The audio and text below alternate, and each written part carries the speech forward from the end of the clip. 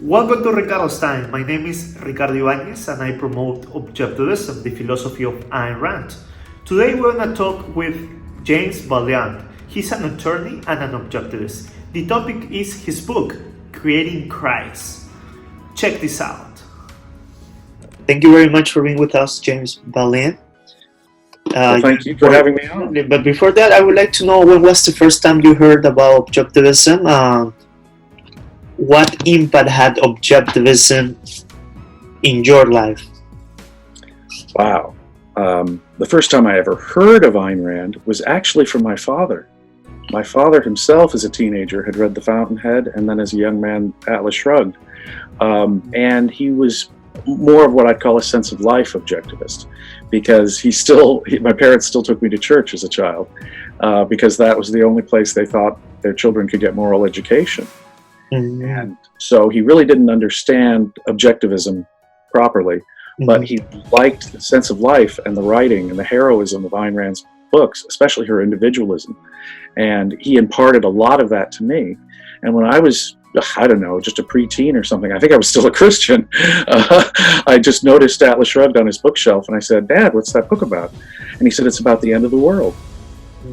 And that kind of arrested me, and I put it on my list. I would have to read this lady Ayn Rand at some point. But it was really only later, when I was in high school, sophomore in high school, about 10th grade, that I had an English teacher who actually assigned The Fountainhead as an English assignment. Now, I had just heard from a friend that I should read The Fountainhead, because I was already an atheist at that point, and I'd already right-wing in my economic views, as people were labeling me. They were kind of labeling me a pro-Reagan atheist or something. So people said, "You really have to read Ayn Rand," because I'd gotten that far all on my own.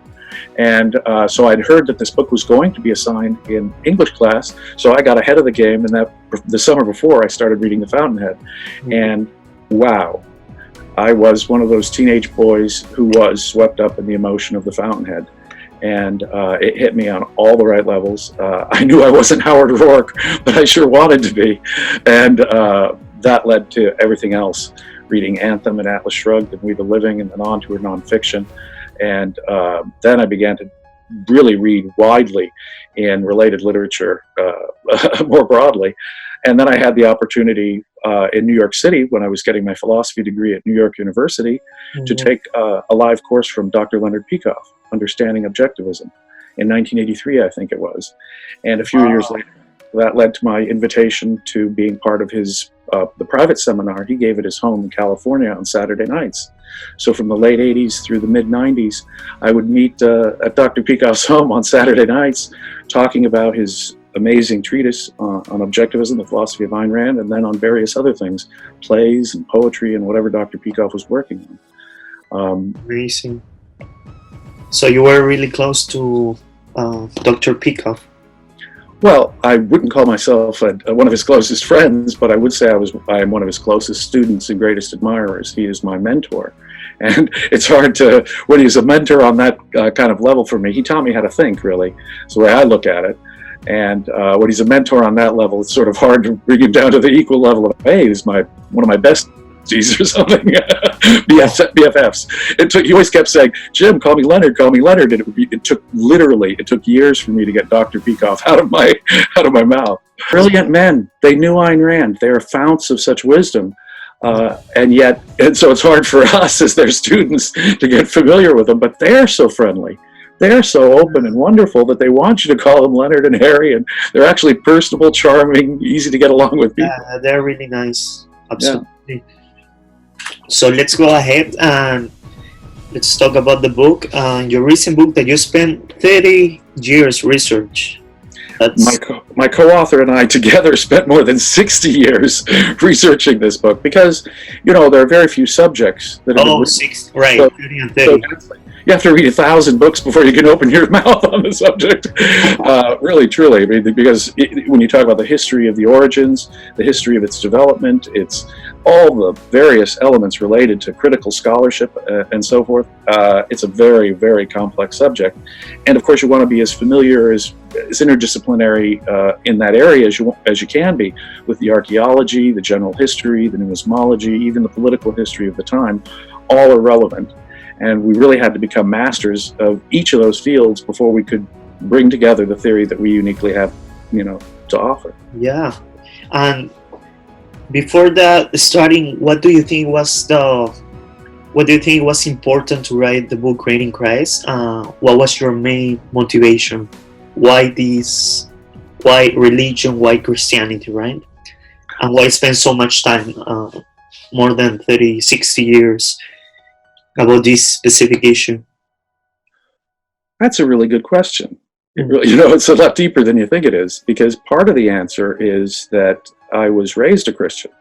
And although my parents themselves, as indicated, weren't terribly religious, when I was a child and taken to church and Sunday school, I was told this was, the ultimate truth and what's important in life about metaphysics and morality. So I paid attention, and being a serious kind of nerdy kid, I really got into it. And I think it kind of disturbed my parents, who were less religious, how into it I got. And so there was a phase in my childhood, preteens, where I was really intensely into Christianity and read about it and read the Bible all the way through and very carefully and talked about it with clergymen and so forth when I was even that age. And so that was a demon I think I may have needed to exercise in me, because even when I became an objectivist, certain aspects of its morality, the morality of altruism, I think stuck in my psychology and were, ingrained in me in a value sense, and I wanted to purge that out of me.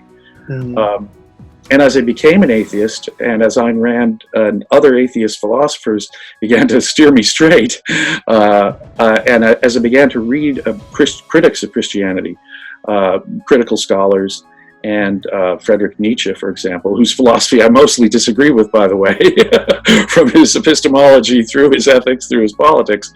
Nonetheless, he's a very articulate critic of Christianity, and both his attack on Christianity and Ayn Rand's critique of altruism, I think, made it possible for me to even have the insight that I had. Reading the New Testament, it struck me, a little light bulb went on, and it occurred to me that this sounds like Roman propaganda written to pacify the militant nationalist Jewish population of the Roman Empire 2,000 years ago, a population that was in active, religious, militant revolt against Rome. And Rome, being experts at propaganda, might have produced such a thing. It advocates peace, it advocates paying your taxes, it tells slaves to obey their masters, it makes rebellion a sin, and says that the government, Roman government, are God's appointed agents on earth. Now that struck me as a very curious message in the 1st century, or even the 2nd century, when there were very famous and cataclysmic wars between nationalist Jews in the Roman Empire that were religiously based and motivated, but that were so cataclysmic, they reduced the temple to the Wailing Wall it is today in Jerusalem, and finally expelled the Jews from Judea. So it's very interesting, because I familiarize with you in the sense that I was raised Catholic. My family is Catholic, and it always struck me to why I should believe and things like that. So I understand the motivation you had for writing this. It was so crucial in your life, religion, because they taught you that at a younger age that you wanted to know. I think morality is important. It's a critical need for human beings. And frankly, secular philosophers have not done an adequate job, at least until Ayn Rand, in my view, have not done anything like an adequate job of providing a reality-based, earth-grounded morality that should matter to us as human beings, as biological entities here on Earth. Ayn Rand's discovery that ethics basically serves a biological function for human beings was a critical insight, and that is, of course, the most important breakthrough. But on the other hand, I think it's important because Christianity does govern the actual lives of so many people today. Throughout the world, it's still the number one religion. And even left-wing politicians who call themselves secular themselves are still bound by the ethics and the politics that is found in the New Testament. You'll find, for example, in Catholicism, your own religion, liberation theology, which basically keeps the morality, but sort of transfers the metaphysical pretenses to something else, but still calls itself a form of Catholicism, for example. And in the United States, you see left-wing politicians sort of taking the moral high ground from religious conservatives, no less, saying they're more Christian in their compassion for the poor or in their pacifistic foreign policy, and that Republicans are hypocrites. And so the actual morality of Christianity is still with us, whether it's on the religious right or the more secular left. And so I think it's important not only to provide the foundation that Ayn Rand did, that's obviously the most important thing to do, but also to strip away the mask of alleged moral idealism from Christianity and reveal it for what it was back in its origin, and so people could see what it was rather than this otherworldly idealism which everyone still takes it to be. Right. So many people would think by the title of your book that you talk specifically about the reality of Jesus, if he existed or not, but that's not what the book is mainly about, right? Right.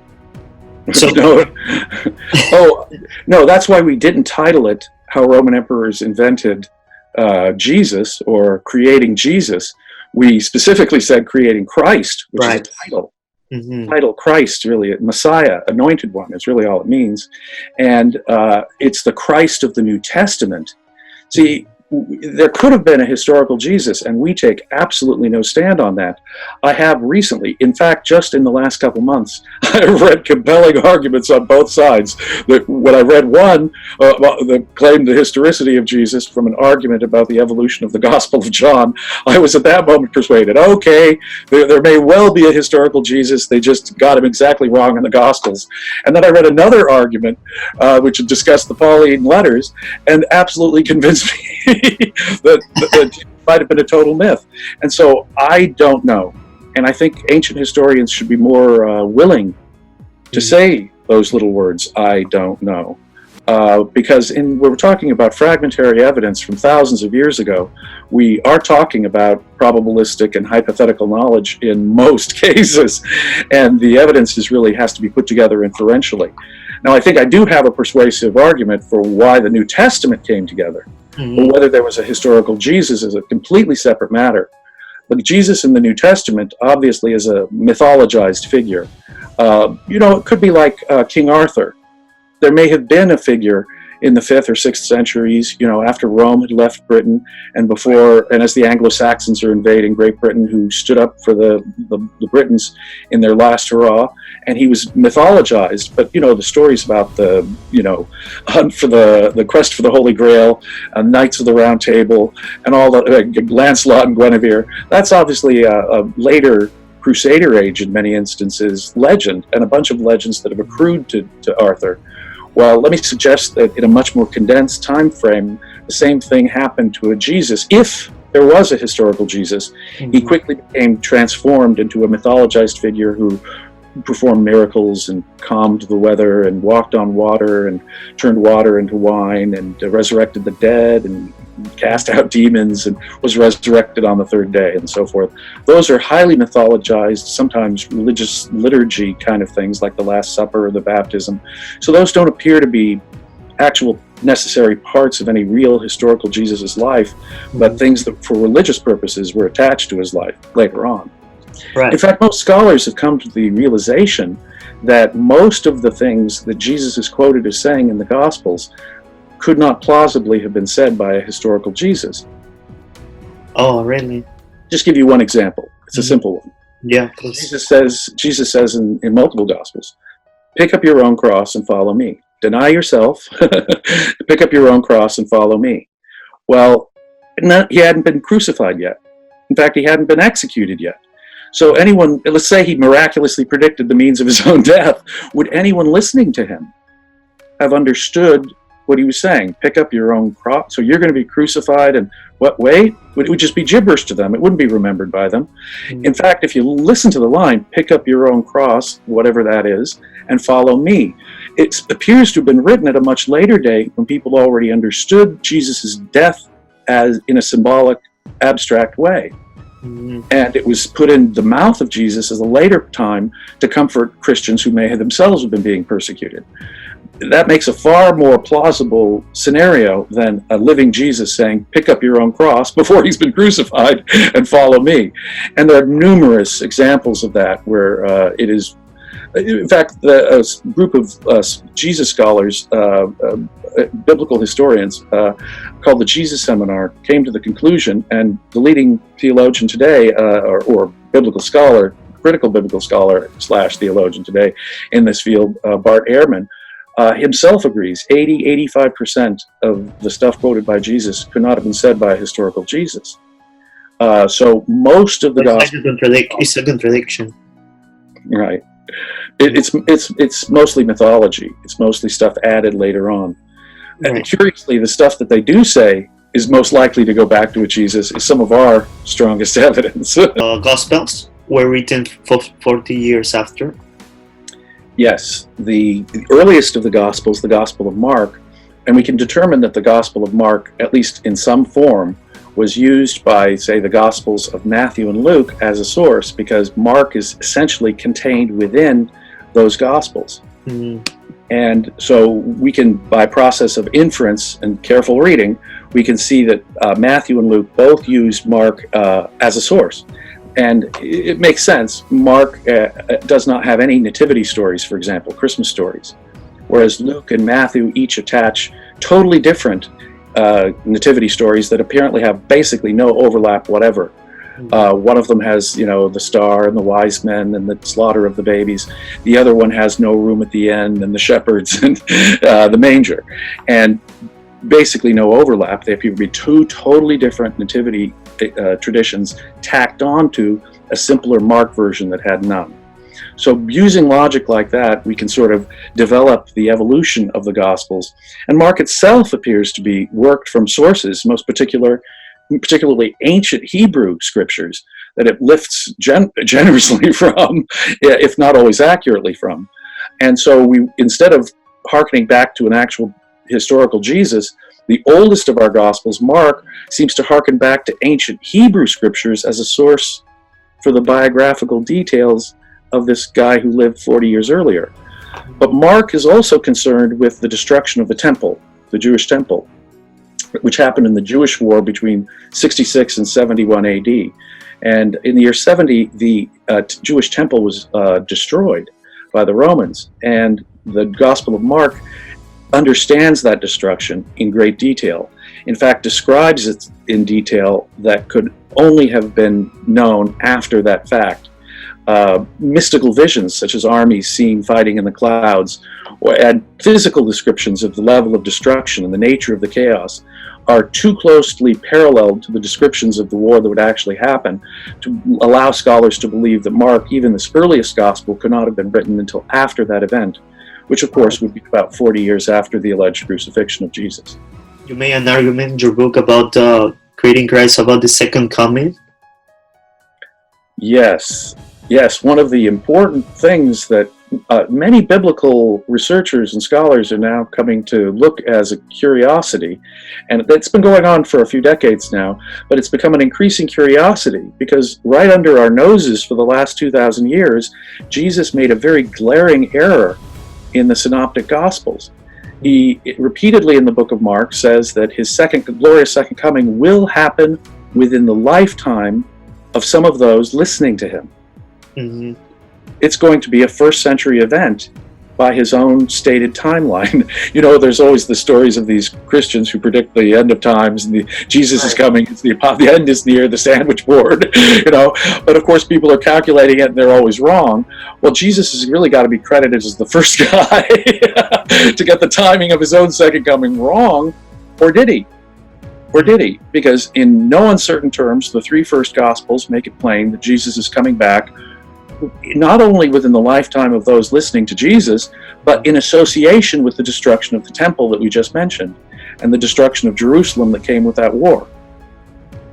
So, if that is not a mistake, if that was an intentional part of the Gospels, and it's hard to say that it doesn't go back to the first century, Because since it is such a glaring error, what later Christian would put that error into the mouth of Jesus?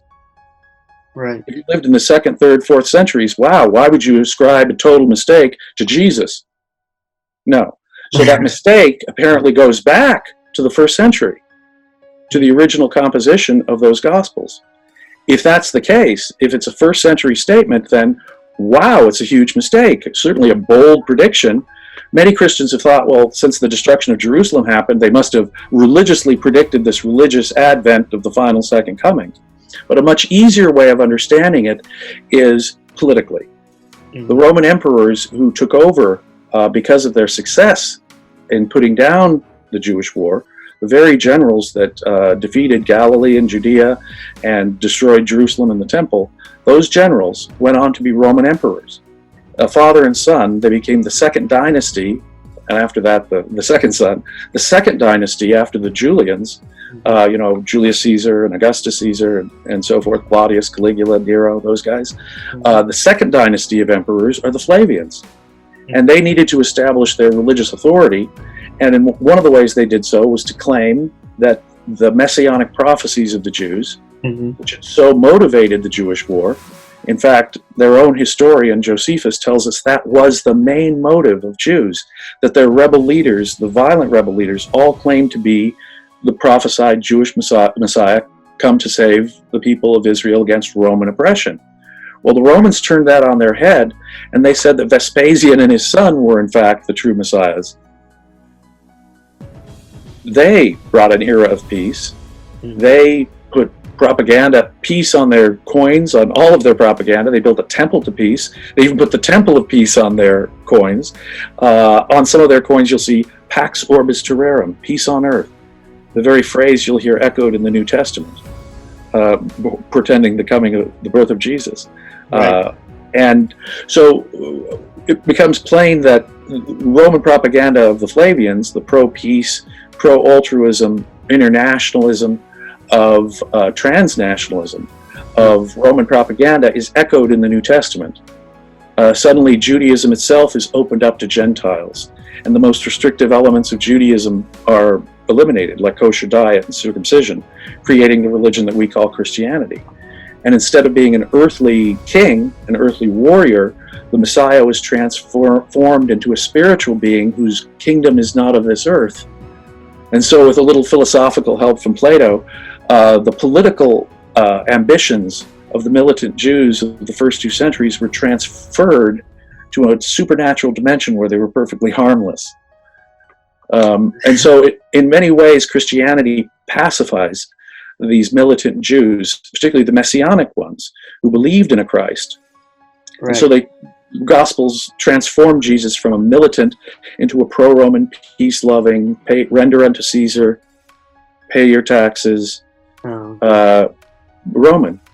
It became clear to me that the New Testament is Roman propaganda, and that the prophecy was merely a prophecy to help demonstrate the Flavian claims to being the true Messiah. There were obviously a tremendous division among Jews in the first 2 centuries. I think there were religiously zealous nationalists who believed that strict Orthodox Torah adherence to circumcision, strict Sabbath observance, kosher diet were all necessary, and that to accomplish that they had to expel the Romans. Like Muslims today, they believed that the Mosaic law, like Sharia law, should be the actual law of the land. Right. And for a while, the Romans actually let them enforce their Mosaic law as the law of the land. But there were militants and extremists who believed that the Romans had to be kicked out altogether if they could do that properly. On the other hand, there were Jews who worked with Romans and became very wealthy working for Romans, important tax collectors who became very rich working for Romans, and Jewish royals, or at least nominally Jewish royals, the Herodian family, who tried to claim to be Jews and yet were obviously working very friendly with the Romans, and at some point became less adherent to the Mosaic law. So I think those Jews who were working with the Romans helped the Romans develop this, because Christianity was at first not targeted to an empire-wide audience at all. It was targeted to a very specific audience, Jews, those in danger of becoming converted to Jews who might go militant. and join the rebellion.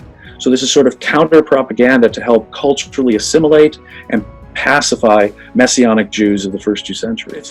You know, when I first thought of it, I thought to myself, how crazy this is. Wow! I mean, weren't Romans persecuting Christians? Didn't Christians have to hide out like the movies tell us? Didn't it take a long time for Christians to break through and stuff? And systematically, as I began to study the matter, I realized that most of that is just Christian mythology.